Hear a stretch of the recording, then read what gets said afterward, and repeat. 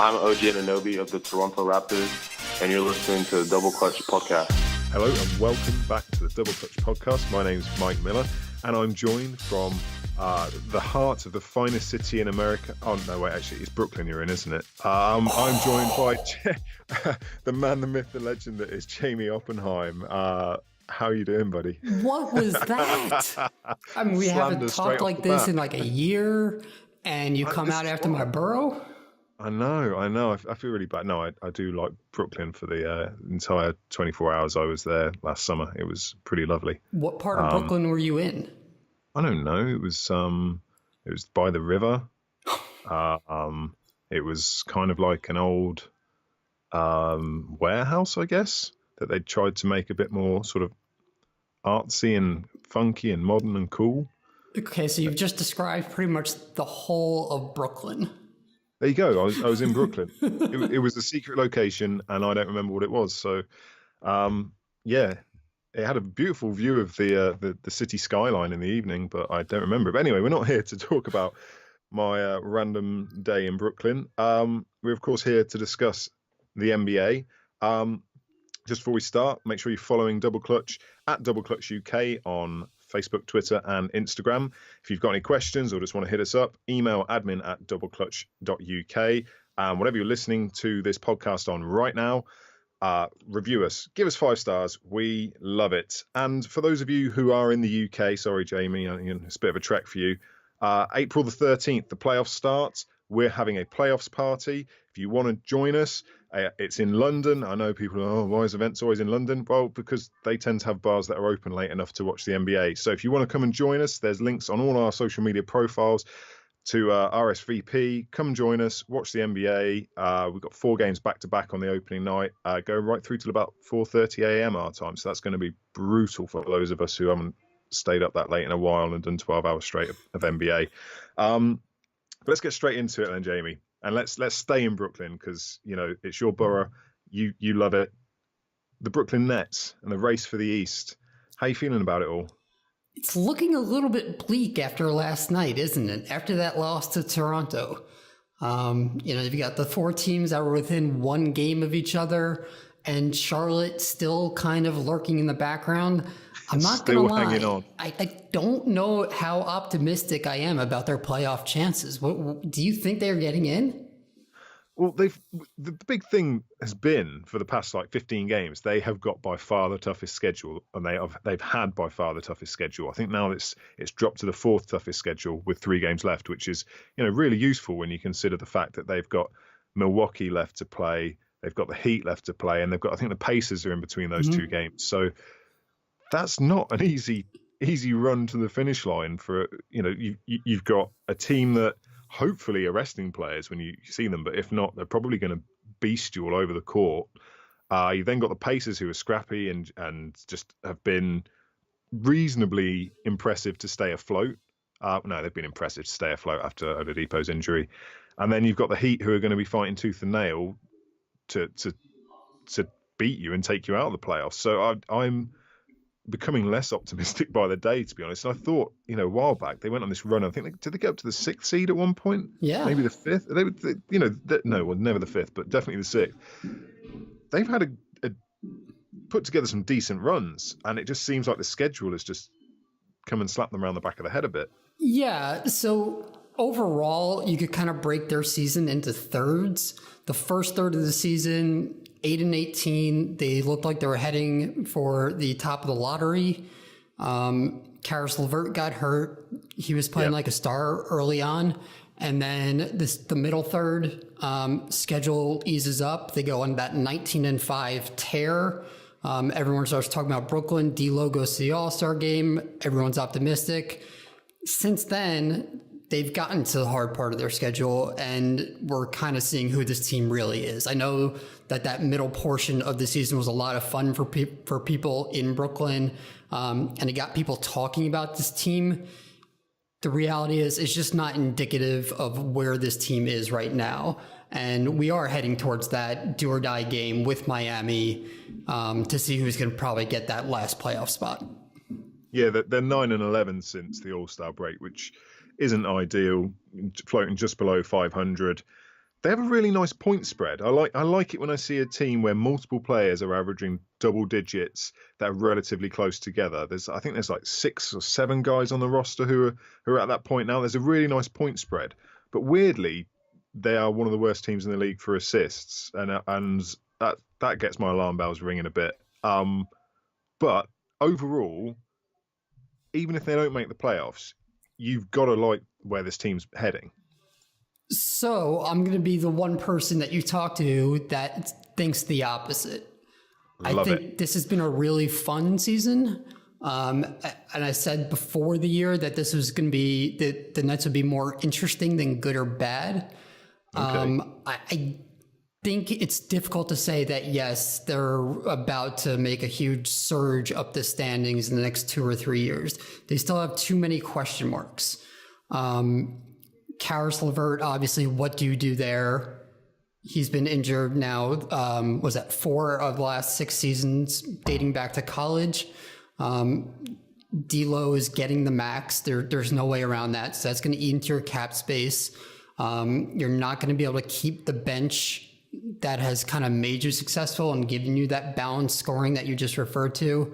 I have a lot of reservations about the direction that this team is headed. I think they could be a very solid team. I'm not so sure that they are able to get any further than maybe the second round of the playoffs if they don't land a marquee free agent this summer. Yeah, that is going to be the big thing for them.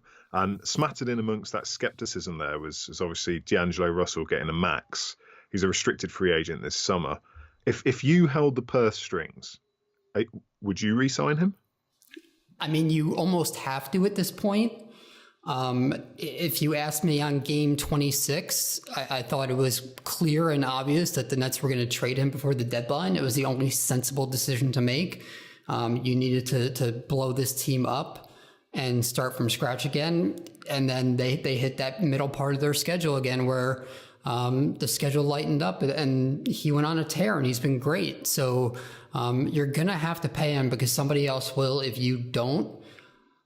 I don't know that I would be surprised if they ended up trading him after a year or 2. Okay. So you're not fully committed behind the idea of D'Angelo ascending into NBA stardom and leading this franchise going forwards? I mean, he can. He has the ability.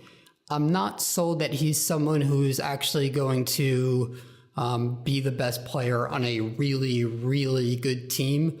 And I'm also not sold that this is the real D'Angelo Russell. I mean, we haven't seen this player for the first 75% of his career. Is this really who he's going to be going forward? So this is contract season, D'Angelo Russell. It could be. This is like make or break. Are you going to be the star that you could have been, or are you just going to be another average player? And that got him going now. I don't know if that motivation is always going to be there. Okay. So player personnel aside, the coaching staff, the front office, where do you see them going? So obviously Sean Marks signed a contract extension yesterday.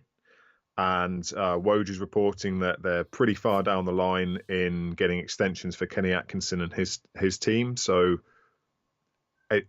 happy with that? Yeah, I mean, they've made a really fun team out of the worst circumstance that any front office has ever walked into in NBA history. You have to give them credit where credit's due. That said, there's a lot that could go wrong on those second contracts now. So they're going to have to find creative ways to produce again after such an amazing turnaround. And obviously, there's a max space salary in there coming this season. Howard Beck had a brilliant article. We were talking about it earlier about the markets, the big markets, and the draw of the big markets to NBA talent and free agents. And obviously the two biggest markets in America are New York and LA. And there's this really strange sort of breakdown within those two markets of two teams within each city who are polar opposites of each other. Do you have any confidence in the Nets being able to haul in, a top level talent this summer. So we're looking at the Kevin Durant's, the Kawhi Leonard's, that kind of caliber player. I don't. Maybe that's just being a Nets pessimist. Our biggest ever free agent signing is probably Alonzo Mourning at the tail end of his career. But yeah, I just, let me turn it around to you. Let's just say that you are a star small forward and you have the option to go to the Lakers or Knicks or the Clippers or Nets. Where are you going right now? Right now, I'm ruling out the East Coast purely based on weather. I'm a baller. I like to wear shorts. Okay. And then I think there's so much already attached to the Lakers franchise that you are becoming part of something. You are becoming part of the Lakers. I think there's much more opportunity to put your stamp on the Clippers franchise, who have been perennial failures until very, very recently, where they became relevant. I think that's where I'd go. Okay, but I would put a clause in there that they need to revert back to the old unis, because those they were nice. I need to be rocking that. Go ahead. Sorry. So you see the mindset though that it takes to want to go to either the Clippers or the Nets in this scenario, right? You want to be the person who wants to set the tone, put your stamp on a program, and be the guy who changes the franchise's fortunes. I don't know that there's enough people out there who want that. They want to go to the teams that were big when they were growing up. If we're talking about football, your favorite sport, they want to go to Manchester United. They don't want to be responsible for leading a rebuild, or not necessarily a rebuild for the Clippers or Nets at this stage, but taking a team to that level. Yeah, I get that. But I think, like with the NBA, we're constantly being told that players are a lot more cognizant of everything. That it's they factor. It's not just money; it's all this other stuff. And if that is the case, from my perspective, if they really want to be the best basketball player that they can be, why are they not looking at the management or why wouldn't they not look at the management of these franchises and go, you know what, those Knicks have been consistently terrible now for over a decade. It feels like it feels like a long time. Maybe there was a spurt when Melo could actually play, but what did they make with him? One playoff series. It's just that there's got to be a point where you go, this from the top down, this franchise is being mismanaged. Is that really the best place for me to go and spend my brief, peak athletic window? I mean, we keep getting told that market size doesn't matter when it comes to endorsement deals. So if that's the case, then what really is the draw of New York? People keep saying the history of this franchise. I feel like I'm ragging on New York a lot, but they beat up some teams in the 90s when they were reasonably successful, and they won 2 chips in the 70s. It's like, is that really this sort of steeped in glory franchise? I don't know. I think New York as a franchise has a lot more. There's much more of a rose-tinted view of them purely because they're New York and it is the city. I don't think the Knicks have ever been as good as the city, if that makes sense. No, it does make sense. But to turn it around, and I'm not saying this just because I grew up here, this is my home, it is different winning here. No, and I mean that sincerely. Yeah. Winning here is different. Athletes have said it across all sports. It's different to win in New York than it is to win anywhere else. And how frequently how frequently are there winners in New York? I mean, well, the Yankees have like 28 world championships. They won the World Series like 28 times, I think. So it does happen. The Giants have 4 Super Bowl wins. Obviously basketball, not so much. Yeah. It's been a while. and at least it's for the Knicks fans.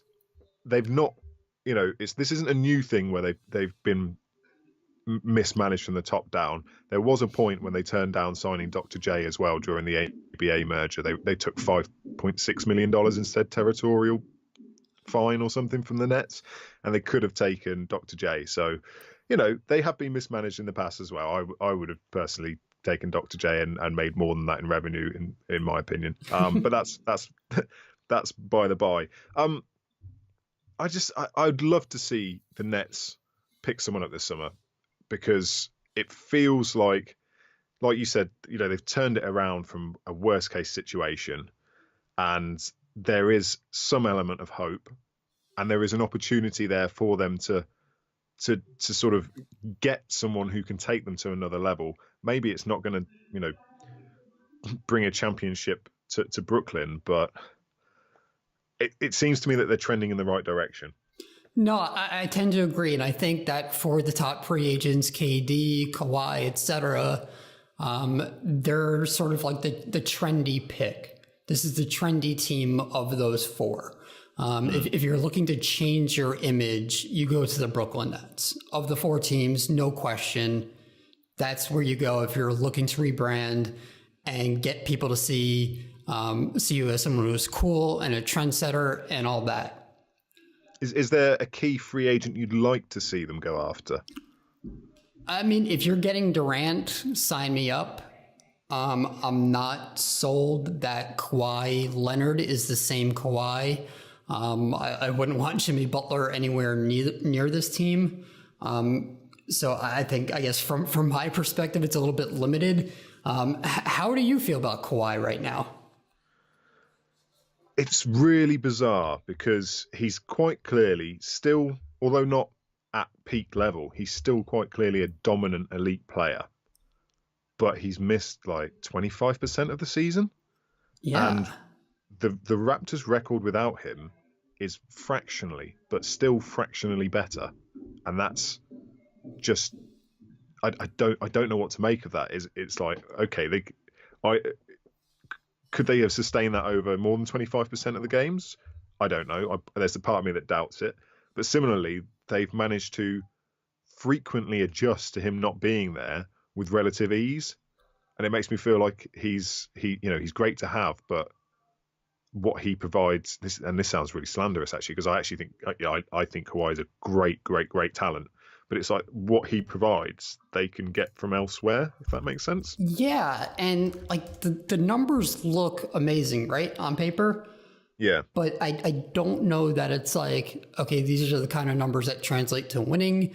And there's something about his defense that makes me think, I don't know that he's 100% healthy. I'd be really wary of giving him a max contract right now. Yeah, especially when what we know of tendinopathy, which is the lingering injury that he suffered in San Antonio, is that it's something that needs to be managed. It doesn't necessarily ever go away. This could be something that hampers his career going forwards. And if you've got, someone's going to pay in the max, because someone's just going to throw the money at him and take the gamble. But I wonder if there are franchises there who would put in a, certain threshold. So like I say, it won't work, because he's just going to turn around and say, well, this team's offering me the max, no strings. But like, you need to be present in X many games in the season, these clauses to build it in so he gets to the max, but it also recognizes that if you're not good enough to go, then maybe we keep some of this money back for other players. But yeah, I can't see that happening. But okay, so of those four teams, let's quickly get back to this. As a Brooklynite, is that the right word? Brooklynite sounds about right. We are the Brooklynites. Yep, brilliant. There you go. Where would you go? You can be biased. I don't care. You can stay in Brooklyn purely because you want to stay home. Home cooking and all that. Or where would you go? So I'm going to give you two answers. Obviously, the first choice is Brooklyn. We are better than everyone, so that's where I'd like to stay. But if I'm making an actual basketball decision, I can't see going against the Lakers. Okay. They have LeBron, but they also have young pieces who you could either develop or move to get a third star in there. I know that people are high on the Clippers management structure right now. Mm-hmm. Who are you playing with if you sign with the Clippers? Are you signing? Are you going to the Clippers for 1 year of Danilo Gallinari, who's always hurt? I don't know who's there that makes you think, yep, this is a situation I want to be in. Jerry West. I just think that guy he's King Midas. He is. He'll flip Gallinari into some overlooked up and coming. I don't know, pick a position, doesn't matter, and a couple of picks, and somehow the Clippers will be 5 games better.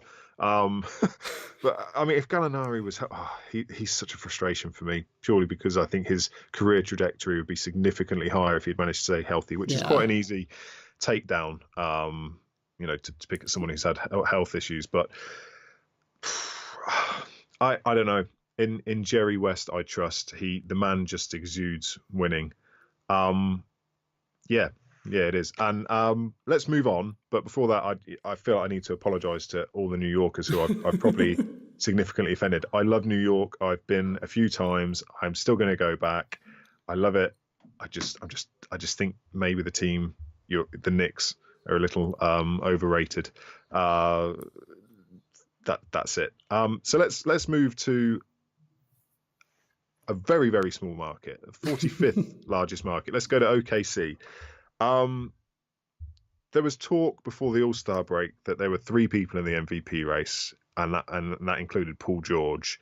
Since All-Star, things have gone awry. They've gone from being the top defense in the league to being nowhere near as good. They were one of the worst for defensive and offensive efficiency when I checked a few days ago now. What has happened from your perspective? I think there's a couple things at play here. Predominantly, this is, a regression to the mean. They weren't ever as good as they were playing early in the season. And we're kind of seeing, who they really are as all the other teams are kind of gelling and gearing up for the playoffs. Like they don't have that extra gear that the other teams around them have. And then, as you mentioned, with their defensive efficiency, the formula early on in the season was, okay, we're going to play great defense and then rely on someone to go crazy on offense each night and win the game. And that's a formula that can work. But as the defense regresses, it's not going to work as often. Yeah. Do you think they can switch it back on? Do you think they can sort out these defensive issues? I think they can, but since we're talking about playoffs now, I'm actually going to be more concerned about their offense. Are they going to be able to add new wrinkles and execute well enough offensively when you're facing a team for the 4th time in a week to score enough points to win? Do you think they have that in them? Yes and no. The no being they are not famed for their offensive prowess. They don't have a ton of shooters. The yes being this has been a ridiculously, terribly poor, any sort of negative word to describe Russell Westbrook's offensive field goal percentage, his shooting percentage, everything. His free throw percentage is horrific for a guard. And part of me just thinks he's playing with us. Something about it just doesn't sit right. I mean, he's never been a shooter, but he's definitely been better than he is now. He injured his ankle at the start of the season, so I've gone back and forth in my mind. Is he still carrying a little niggle there? He's getting on I say he's getting on. He's not that old, but still, for a guy who relies on such athleticism, he's not getting any younger. Is it his style of play catching up with him? But to me, in a playoff series, his just sheer force of will could win them a series. So you think he might be holding something back? Part of me thinks he is. I don't understand Westbrook anymore. Like he's just I can't predict the man, other than the fact he's going to get a triple-double, regardless of what it does to the team. I can't predict what he's going to be like. But he strikes me as the kind of guy who is just sat there, just waiting for the moment to strike. He's that manipulative. And I just think there's a small part of me, and I'll put my tinfoil hat on for Conspiracy Corner again, because there's a part of me that sits there going, are they deliberately, and this is really difficult to do, and I appreciate how weird this will sound, are they deliberately aiming for the 7th seed because they're looking at Denver and sort of licking their lips a little bit like, we can have these, boys? I wouldn't be surprised.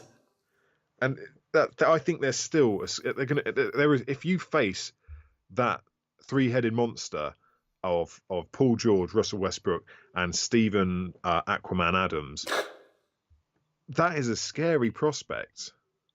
And I just think I'm just concerned that for other teams that these guys are not, that they're playing possum a bit. Is kind of how I feel, because I think the defense is so much easier to switch on than offense, and they've never been great at offense anyway. But now they're just rope-a open with the defense a bit, trying to get back healthy, ready to go, and then come playoffs time, they'll turn on the Jets. I was speaking with a Thunder fan at the weekends, and he's genuinely concerned for their prospects, and I'm quietly optimistic that they won't be as bad as we think they're going to be, which isn't the greatest sort of indictment on them. But I don't know. I don't trust that they're as bad as they look. Neither, at the same time, I don't think they're, a top 3 team in the West or anything like that. I can see them get into the second round. I think they're then going to struggle. I want to get back to Westbrook, but yep. Thunder Nuggets. Who would you be more worried about in a series? Who do you trust less in that first round series? As in which franchise? Yeah. Which team would you be more concerned about getting through? Denver. And that's, I don't know why either, because everything about them this season has told me they're going to be good. But I wonder how easy it's going to be for teams to target Jokic. A couple of weeks ago, I wasn't that concerned. I'm still not overly concerned. He is a weak link on defense. He is a target that other teams will attack. But equally, every team has a weak link that your average NBA coach can quite easily scheme for and target. I think there's an element of inexperience. Mm-hmm. I don't foresee, as the pace drops for the postseason and all that. Well, the Nuggets aren't a quick team anyway, which is kind of indicative of the way they play through the big lumbering giant. But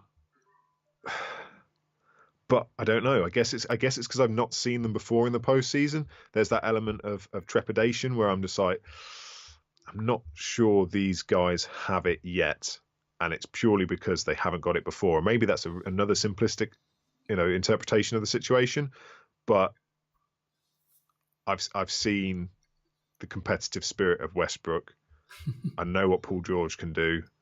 These guys, they may not be title contenders, but their experience suggests I think there are opportunities there. They can take advantage of these young guys. Yeah, I'm kind of in the same boat there. I trust Denver to be able to execute well offensively in the playoffs. I'm concerned about the lack of consistency that we've seen from their perimeter players this year. I was expecting a bigger jump forward from Jamal Murray. It kind of happened. Gary Harris has not been the same player. Millsap is showing his age.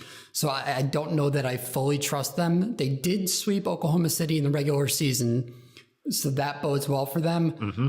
Yep. Still, I could see them losing in 6. And I just can't see them getting out of the second round if they do advance. I said I wanted to get back to Westbrook. Yeah. And I wanted to ask you about him. I told you that earlier this week. Yes. So I'm going to set the scene for you on this one. And I want to talk about, I want to know your take on Westbrook's legacy. Okay. So the year is 2029, 10 years from now. The United Kingdom is thriving under Prime Minister Benny Bonsu. After endless delays, Foreign Secretary Ginger Shack got Brexit sorted in a week. 1 week for Ginger Shack. It's you and Joe Holbert hosting Double Clutch live on Sky Sports from their Isleworth studios. Wellington had to call out sick, so you'll see Against the Current play a reunion concert at the Seabright Arms in Bethnal Green. So it's just you and Joe. Westbrook has announced his retirement. Joe hits you with this question. Mike, where have you got Russell Westbrook in your all-time top 50? Oh, okay, top 50. That's made it a lot more difficult. I think legacy-wise, time will be kinder to Westbrook. I think there's a not an anti-Westbrook movement at the minute, but there's certainly a resentment for what he's doing. But regardless, you know, the sort of context over the years will change. The numbers are going to stay the same. They're going to look at him and go, well, this guy averaged a triple-double 3 years straight. Well, this guy was the second guy in history to get 20-20-20 or 20-20-21. I can't see him leading a team to a title. So I in terms of top 50, I think he's in there. And I'm just trying to think where. Like, I don't know if I'd have him in the top 30. Oh, this is a good question. And brilliantly scripted as well. Oh, man. Do you think you have him above or below Allen Iverson? Below Allen Iverson. Iverson's cultural impact is untouchable for someone like Westbrook, in my opinion. Mm-hmm. His ability to lead a team, that Philly team he led to the finals, was, you know, I remember Eric Snow's jump shot, and to have him as your secondary guard, and then to Dikembe Mutombo, then this is old Mutombo. So yeah, he dragged that team to the finals. I don't think Westbrook is comparable in that sense. I do think though that the numbers he's putting up, as empty as you might say they are, and I say they are as well to a degree, to do it consistently, it's incredible. And it's tough to place him, right? Because he's doing all these historic things that haven't been done since Oscar Robertson and Wilt Chamberlain, and anytime you get mentioned with those two, Wilt especially, if you're in the same sentence as Wilt for something, that's just incredible. That is, you know, life achievement unlocked. But he's not winning, and he's super inefficient in an era where we've learned that efficiency is paramount. Yep. So it's just like, what do you do with this guy? And I honestly don't know. I did a top 50 list for Hoop Magazine earlier this year. Josh and Jabari, the two hosts of the show, they both had Westbrook in their top 50, and I hadn't even considered him there yet. I think he's going to suffer the same dings as Iverson does after his career in terms of the efficiency. But as you mentioned, Iverson resonated with everyone around him. You cannot listen to the man speak without being completely captivated and sold on him. And you know that his teammates played hard for him. You get the opposite feeling with Westbrook, and I think that's what the difference is here. Yeah, totally agree. There seems to be a shield from Westbrook, and almost like a defensive aggression. So the question he was asked the other day was whether he was worried with how the team are playing, and he just next questioned it. And there are situations where he gets asked a relative. You're going to get asked questions you don't want to hear, and you're going to get asked the same questions over and over. And the reason why is because there's a story there that someone is trying to crack. And his reaction to it, like, I get that you're bored with it, but he's just trying to do his job. Give the guy a break. Like, he just needs to chill. Yeah, and Westbrook has no chill. We don't know how he is with his teammates. We don't get to see that. Sure. But look, Harden, Durant, Ibaka, all gone. All three of them are no longer with the team. Maybe that was all on management. Maybe not. To me, not a great look. Agree. KD's departure definitely has something to do with Westbrook. I think so too. Definitely. Harden's was out of his hands. Like he had, that was. Maybe. See ya, we think you're surplus to requirements to a degree, or we can't afford to keep you. We know that. Ibaka, that was just weird that they traded him for. At the time, it looked like an odd trade when they got Oladipo and Sabonis back, but they turned that into Paul George. And anytime you can effectively turn Serge Ibaka into Paul George, I think I'd pretty much do it, because as great as Serge has been this year, he's not the athletic banger he was, five years ago or so. I think that's. I don't know, but yeah, you're right. There is always we won't know for definite, and therefore there's always a question mark there. But no, I can't see him touching Iverson, and I'm trying to think where I'd place him in the top 50. Joe Holbert is going to be very disappointed in you 10 years from now. Just so you know. For saying he's top 50? For not having an answer ready. Well, right. Well, I think I disappoint Joe most days. But okay, no, that was interesting. So that was Westbrook's legacy. So two guys who are just starting their legacy. Let's move on to Luka Doncic. And a story that's come up this week is a video that I saw from the Starters. Shout out to their amazing show. There is a group of Trae Young fans, a movement, a collective. I don't know what you would define them as. And my understanding is they're specifically Trae Young fans, but I'd be intrigued to know if they're more than, it's not just people who identify as Trae Young fans, who are putting forth the argument that Luka is not a rookie because he played professionally in Europe last year. Before I say anything, what's your take, Jamie?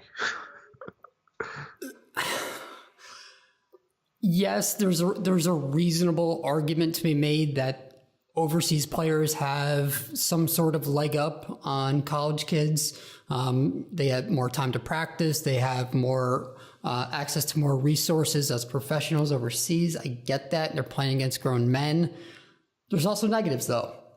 The game is different. They have to adjust to a new country, a new way of life. I don't necessarily buy that they should be excluded from this conversation. I think that both European players or players who played outside the NBA and college players, they both have a big adjustment to make in their first year. So I think that if Luka, in your eyes, has had the better season, he should not be disqualified because he played professionally in Europe. I think that's taking it too far. I'm going further on this. This angers me. Like, I'm sat here now scrunching my face up.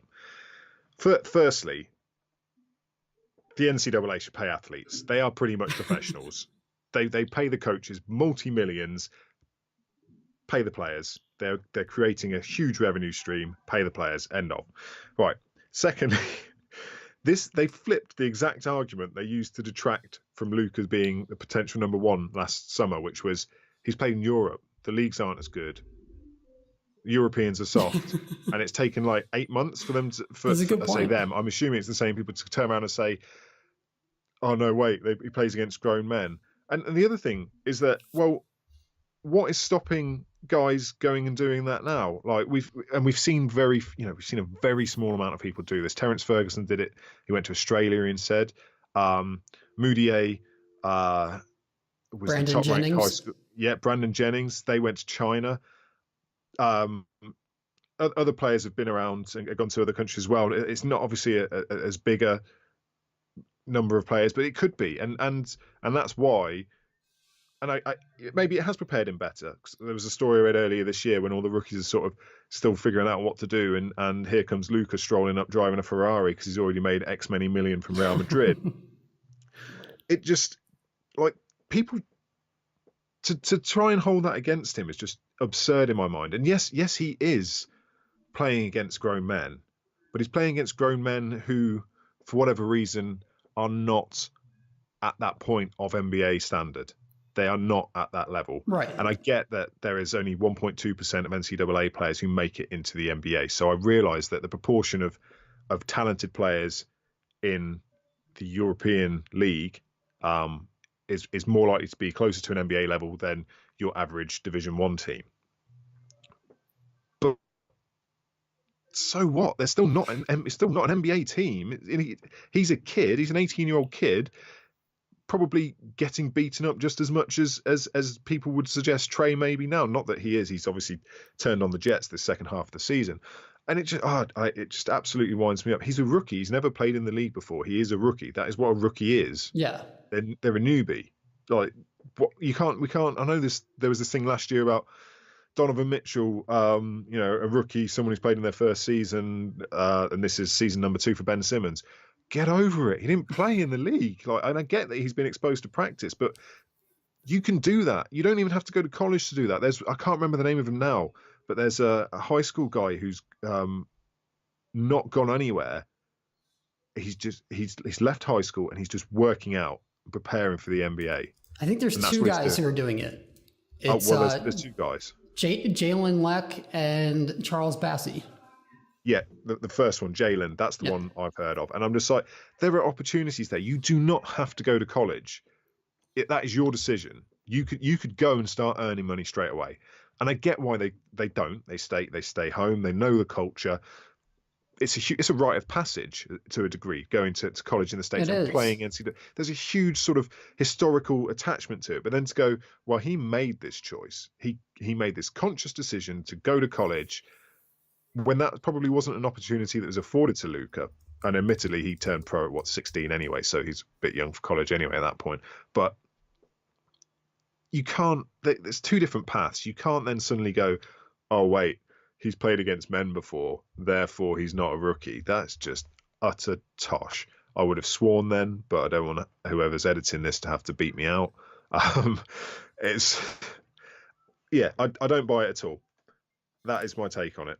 Yeah, and I'm with you on that one. There's such an adjustment period for both sides on this one that, this is just a bunk argument. One thing I will say, though, pretty cool seeing the Atlantic Hawks getting some buzz all of a sudden, right? I mean, they've been a wasteland for as long as I can remember. Nobody cares about the Hawks. They don't get any love ever. And now they got some juice. No one cared for them when they got 60 wins and 4 guys in the All-Star team. Yeah. It's insane. But yeah, it's great. I still think Rookie of the Year is Rubio. Rubio? I'm reading my note from there. That's taking it too far, Mike. You can't do that. He's been in the league for like a decade.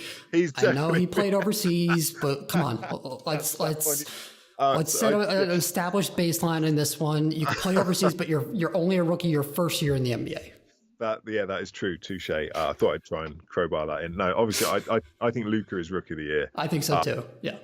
I think Trey has certainly shortened the gulf between them, but I still think there's a big jump there. And if they get co-Rookie of the Year, I wouldn't be mad at it.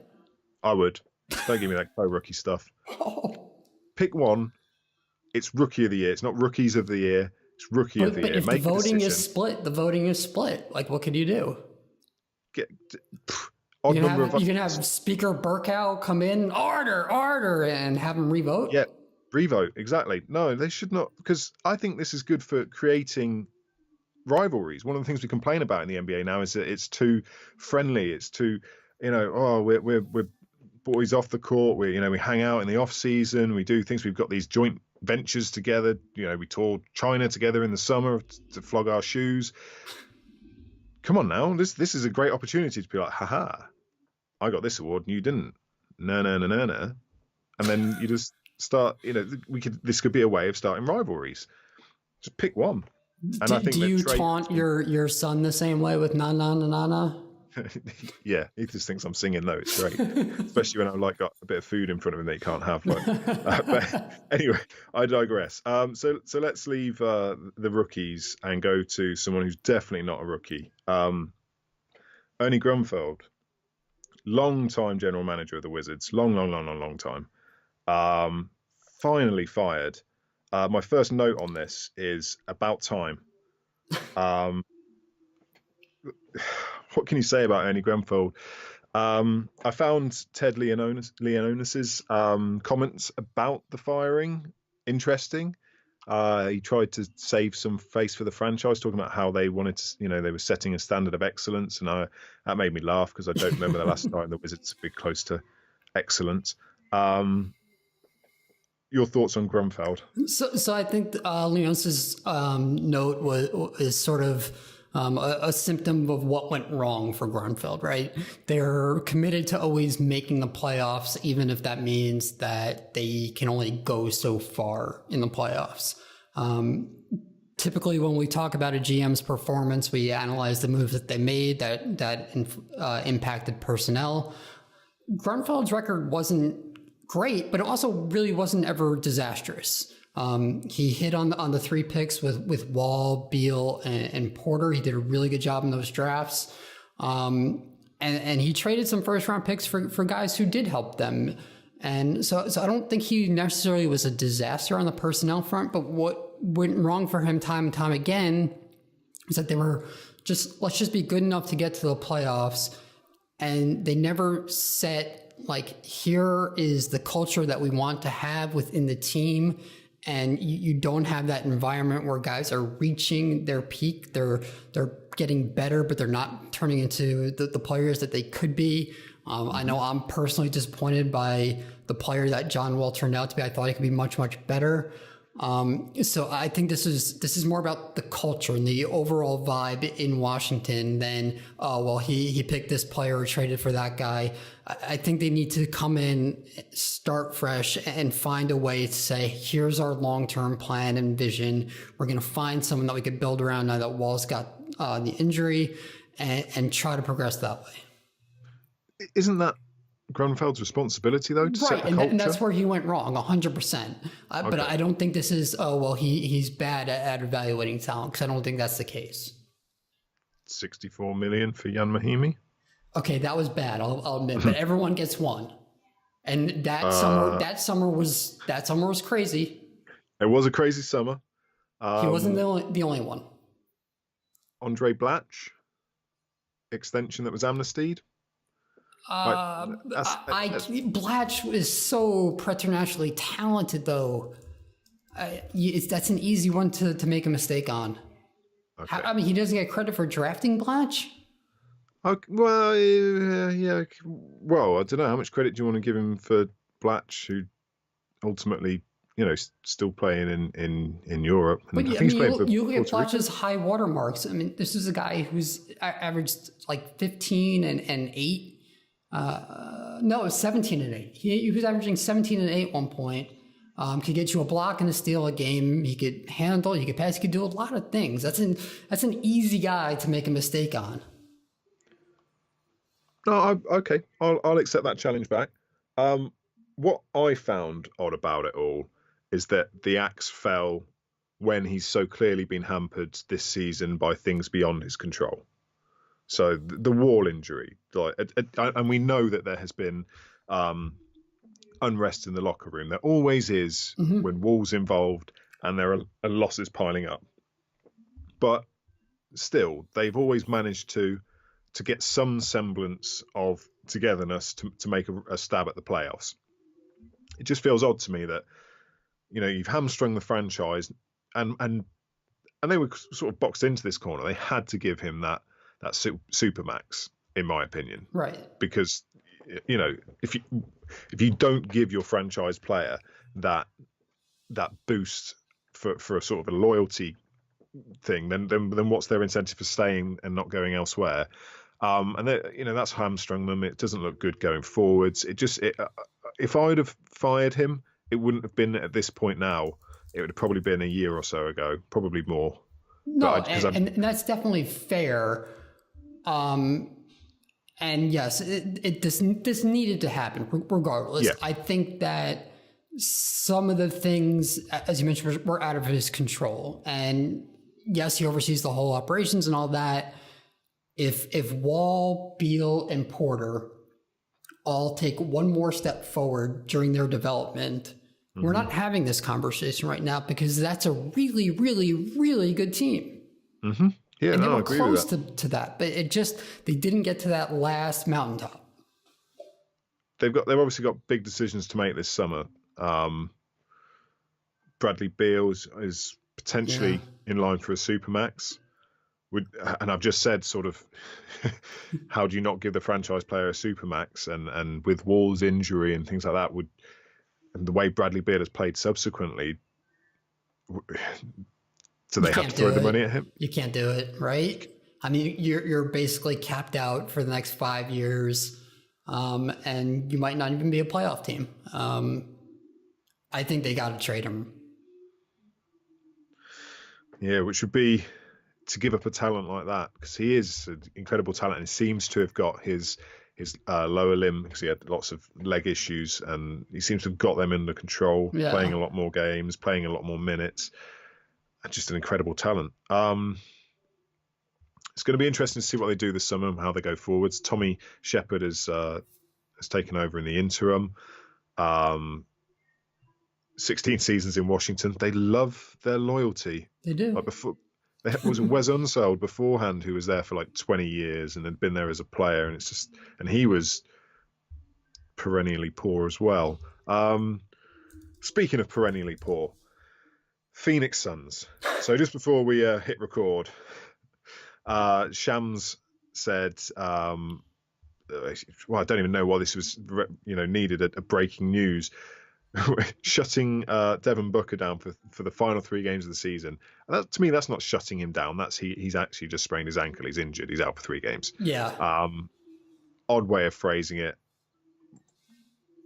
Let's talk about Devin Booker, because he's getting a lot of. You mentioned that the Hawks getting a lot of buzz. Booker is getting a lot of buzz at the minute. There are 2 sort of schools of thought. Ben Golliver of the Open Floor pod is in one corner. Zach Lowe of the Low Post, unsurprisingly, is very much in the other corner as to whether or not they think Booker is any good. What is your take? So we've seen this from Booker the last 3 years, actually. After the All-Star break, he gets hot. He goes on a tear to close the season. And I don't think that's a bad thing or a good thing. Where the conversation diverges is whether or not he can be a guy who's going to be an efficient enough scorer to be on a good team, right? And he's not that guy right now. That doesn't mean he can't become that guy. He's shooting 32% from 3 this year. He's way better than that as a shooter. Mm-hmm. We know he is. So for me, if you get a dominant ball handler next to Booker, if Phoenix can get a real point guard in there, and Booker starts modeling his game off of Klay Thompson instead of Kobe Bryant, I think he could really be one of the most lethal scorers in the game and one of the most efficient scorers in the game. Yeah, he has the potential to be, and has shown signs of being, and has in fact had some historic performances as a scorer. He's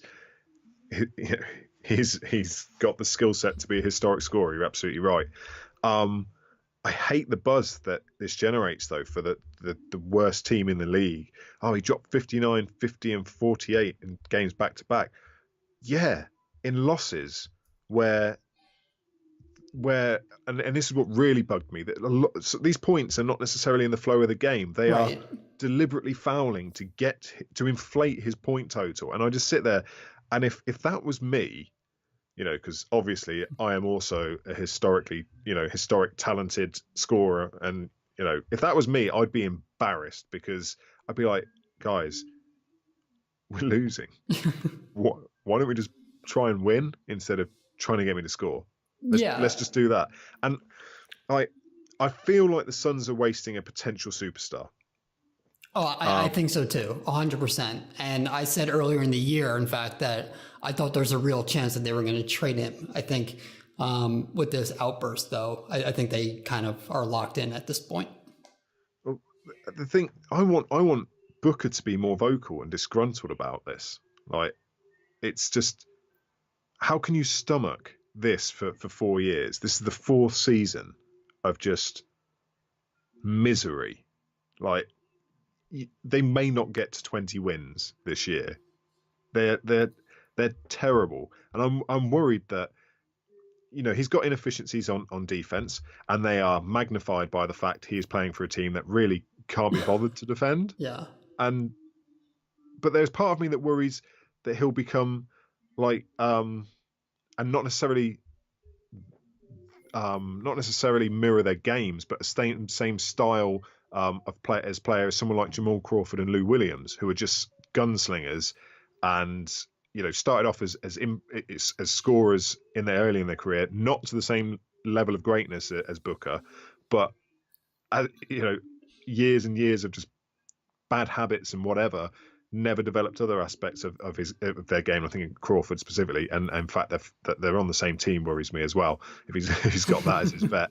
But and I don't want to see that. I don't want to see us in 4 years' time looking at, oh yeah, Booker's going to get 6th man of the year because he's come off the bench for, I don't know, let's your Brooklyn Nets, let's say, and he's averaging 26 points, but, you know, your Nets are still a middling team.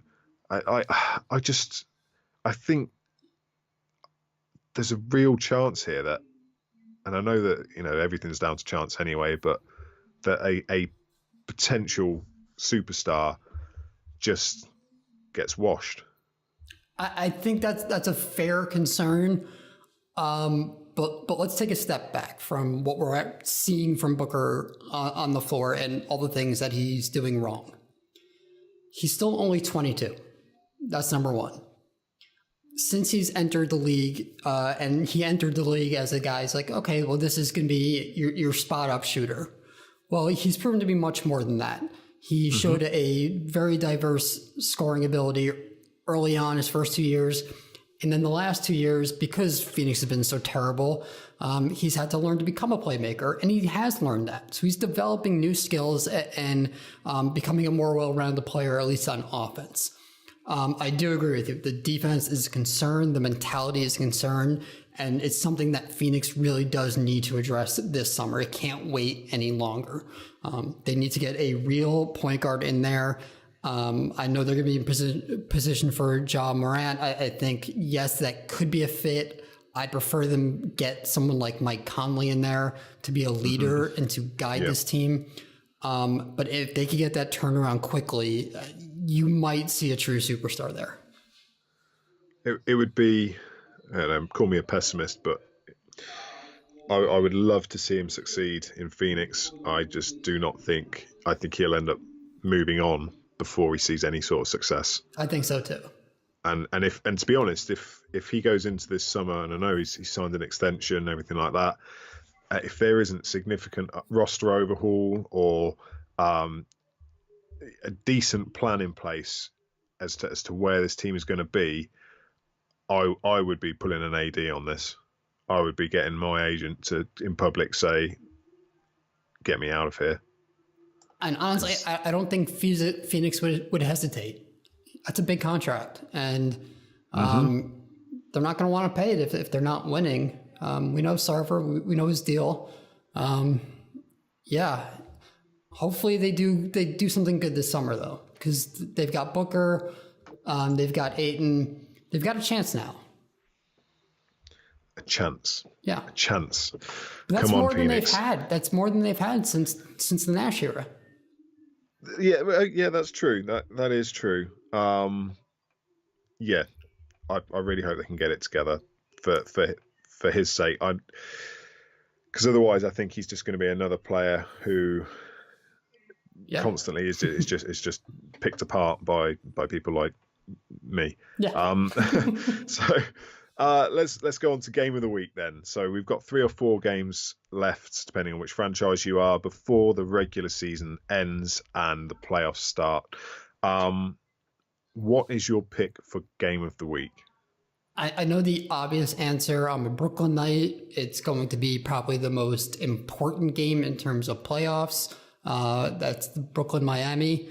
For me, game of the week, Dallas at San Antonio.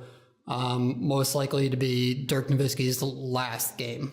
That's a great shout. I know that Wade is also in that position. For me, Dirk's impact on the game and the likability factor through the roof. I think that's going to be just a really special night, not just for Mavs fans, not just for Nowitzki, but for the sport. Yeah. I'm in a weird place with Dirk in that he should have quit a couple of years ago in terms of physically being out, to go out at least with being able to put something on the floor. And I know he can still do the odd thing now and again, but at the same time, the NBA is going to be a worse place without his presence. I find it odd that he's not confirming whether or not he's going to go or stay. I kind of like him to stay, even though I've said all of that, purely so that it just makes the addition as an all-star even more ridiculous than it was. That's a great shout. What do you make of all this Nowitzki Wade beef that's resurfaced in the past few weeks? Wait, they have beef? So stemming back to the 2011 finals, I believe, and that, they've said there's just comments being made. I keep seeing it on Twitter, people sniping at Wade for his detrimental comments and tongue-in-cheek comments towards Nowitzki, and I'm just like. It's interesting that they swapped jerseys. There has been a history of not getting on. I've got a feeling that Wade mocked him. Okay, so in one of the finals. Here's the quote. This is from Wade. I don't want to be the guy to sit on the bench and the fans always have to chant, "We want Wade." Yeah. So that's the quote this week, which is funny because that. It's pretty much what Wade is doing anyway at the minute. So yeah, irony clearly lost on him. I mean, these are two great players in terms of their bodies of work, but I love Dirk. I am going to miss him, even though I still think he should have gone a couple of years ago. I just feel like I'm not even going to make the analogy I was going to make because that would have been terrible and really bad radio. Now you have to do it. Well, now I have to. I was going to say it's a bit like when your dog's getting really old and you have to make that decision, but you don't want to make that decision, and so you put it off, and then you realise you probably should have made that decision a bit earlier. Well, I'm going to head out of work early and go hug my dog now. Yeah, exactly. So there's a few good games left to go actually. So Saturday at 10 p.m. on Sky Sports Arena, your Nets again against the Bucks, and that's these games are must win for the Nets essentially. And my only way that I can see the Nets winning that is if the Bucks, as I said at the start of the show, decide to rest some guys, as they did against Atlanta and lost. I can't believe that. Tim Frazier played like 53 minutes. That's insane. That's probably more than his total minutes this season. I think there's a couple of games on Tuesday night, Wednesday morning. Nuggets at Jazz and Rockets at Thunder. They're all going to be really interesting in terms of establishing the final pecking order for the playoffs. So I realise I just given 3 games of the week, but there you go. Bonus games. Do you want to throw Orlando and Charlotte onto your list too? Well, we could do, but I can't believe Charlotte are still hanging around. Who do you think get the last 2 spots then out of those 4? I don't think we quite got to that at the start. I think Detroit and Orlando are in, and then whoever wins that Brooklyn-Miami game. Oh, okay. So are you going to go watch it live? Probably not. I don't think I can handle that. Oh, man. That would be intense. Would you be disappointed, given what they've done this season? Would you be disappointed if they didn't make the playoffs, or would you just be pleased? In all honesty, I'd rather have like the 1 in 200 shot at winning the lottery and getting Zion. than getting my brains beat in by Milwaukee. Excellent. Okay, so we'll leave it there. If you're not already, just a reminder again, at Double Clutch UK, email us, admin@doubleclutch.uk. Review us on whatever podcast provider you're listening through right now. If you want to hear more from Jamie, at JustOp on Twitter, from me, Mike Miller _time. And reminder to RSVP to the playoff party. We'll see you on April the 13th. You'll hear from us next week. We'll do something about the playoffs. That seems appropriate time of year for it. Thanks for listening. Wait, I got something to plug. Oh, wait. Go for it then. So Double Clutch is working on a top secret project that's going to involve Matthew Wellington wearing a mask of a different NBA player every single night. So stay tuned for that. Amazing. Matt doesn't know this yet, but this is happening. It's so top secret, Matt doesn't know.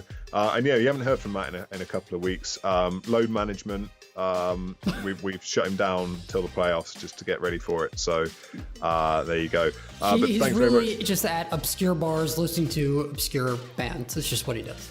Yeah, that is what he does. That definitely is what he does. Okay. Thank you very much for listening. We'll catch you next time.